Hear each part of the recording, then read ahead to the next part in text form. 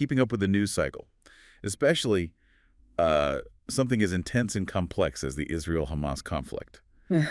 Well, it can often feel like trying to drink from a fire hose, right? It's just overwhelming. It really is, yeah. The amount of information, just the sheer volume makes it hard to see what's, truly significant and how it all connects. Exactly. So our aim today is to try and untangle some of that for you. Absolutely. Today we're doing a deep dive into the very latest developments. We're focusing on these new ceasefire proposals and also the complicated situation on the ground. And our source for this is a really comprehensive piece from AP News dated July 24th, 2025.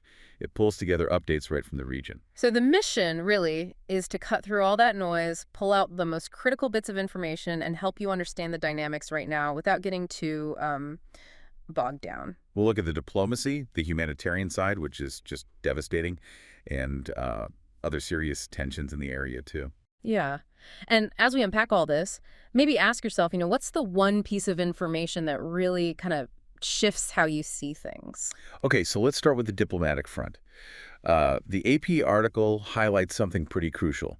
Hamas has submitted its latest ceasefire proposal to the mediators. Right. And here's where it gets interesting. Yeah, the detail that caught my eye was an Israeli official speaking anonymously, which is, pretty standard in these situations. Very sensitive. Described the Hamas offer as workable. Now, what do you make of that specific word, workable, in this context? Well, workable it's careful language, isn't it? It signals just enough potential progress to keep things moving without giving away any specific details or concessions. It manages expectations. Exactly. It's classic diplomatic maneuvering, keeping options open, managing pressures back home maybe, while the real negotiation happens behind closed doors. And the fact that no specifics were immediately released by the Israelis just underlines how delicate this stage is. Definitely. And the diplomatic push seems to be really ramping up alongside this. Yeah, the article mentions top U.S. envoy Steve Witkoff. He's apparently scheduled to travel to Europe. That's right, to meet with key Middle Eastern leaders about this proposal and, crucially, about getting the hostages released. And there's a specific meeting planned in Italy, right, with Ron Dermer. Yes, Ron Dermer, who's a top Israeli negotiator and very close to Prime Minister Netanyahu. That meeting, I think it signals a real level of seriousness from Israel about exploring this particular proposal. So not just going through the motions. Doesn't seem like it. Feels like a genuine push towards, seeing if a deal is possible here. Okay, so what does this workable deal actually look like, according to the AP report? What are the components they expect? Well, the main points seem to be, first, a 60-day ceasefire, a pause in the fighting for 2 months. 60 days, okay. And during that time? Hamas would release hostages. Specifically, 10 living hostages and the remains of 18 others. This would happen in phases. 10 living, 18 remains. And in return? In exchange, Israel would release Palestinian prisoners. The numbers aren't specified in this overview, but that's the trade. Okay. And aid. That's always critical. Absolutely. The deal apparently includes a commitment to significantly ramp up aid supplies getting into Gaza, which is desperately needed. And then after the 60 days? The idea is that negotiations would then start between the two sides to try and reach a more lasting truce, a permanent end to hostilities. So a potential pathway, but still a lot of steps? It's a very long road, yeah. But while these diplomatic chess pieces are moving, we absolutely cannot ignore the humanitarian situation in Gaza. It's just horrifying. The AP article paints a really grim picture. It says over 100 charity and human rights groups are reporting that Israel's blockade and the ongoing military offensive, they're pushing Palestinians towards starvation. Starvation. And experts are explicitly warning that Gaza is genuinely at risk of famine. It's not just food insecurity anymore, it's potentially famine. It's hard to even comprehend that scale. And then there are the casualty figures. Yeah, the Gaza Health Ministry's numbers. They report over 59,000 Palestinians killed since October 7th, 2023. 59,000. It's a staggering number. And they also note that more than half of those identified are women and children. Now, the ministry's count, we should clarify, doesn't distinguish between militants and civilians. That's true. That's an important clarification they make. But the sheer number, 59,000, is just, Almost unbelievable. And it's not just the general population suffering these extreme conditions.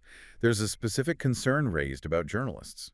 Yes, four major news organizations, the AP itself, Agence France-Presse at Reuters, and the BBC, put out a joint statement. What did that say? They expressed a desperate concern for their journalists who are actually in Gaza. They specifically said these journalists are increasingly unable to feed themselves and their families. Wow. So the reporters are facing the same dire circumstances as the people they're covering. Exactly. It's a really grim irony, isn't it? The people who are meant to be showing the world what's happening are becoming direct victims of the crisis themselves. That directly impacts the information we all get. Absolutely. It's not just a humanitarian issue for them. It affects the world's ability to even understand the conflict.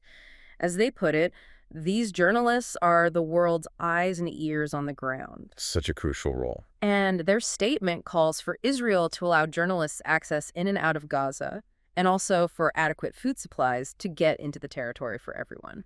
And this is happening in the context of Israel apparently having a 21-month ban on international media entering Gaza independently. That's what the report notes. Yes, 21 months.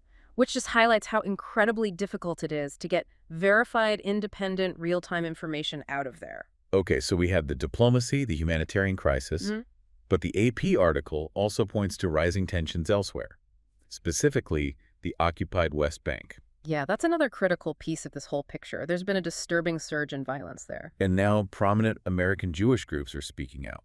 Yes. The Central Conference of American Rabbis, the Union for Reform Judaism, and the American Conference of Cantors. They're demanding an investigation into the spike in settler violence against Palestinians. That's quite a significant call coming from those groups. It is, and they highlighted a specific tragic case. The Palestinian-American man. Saifullah Musaleh, from Tampa, Florida. Palestinian authorities claim he was beaten to death by Israeli settlers while he was visiting family in the West Bank. And these groups want a full investigation into his death. They do.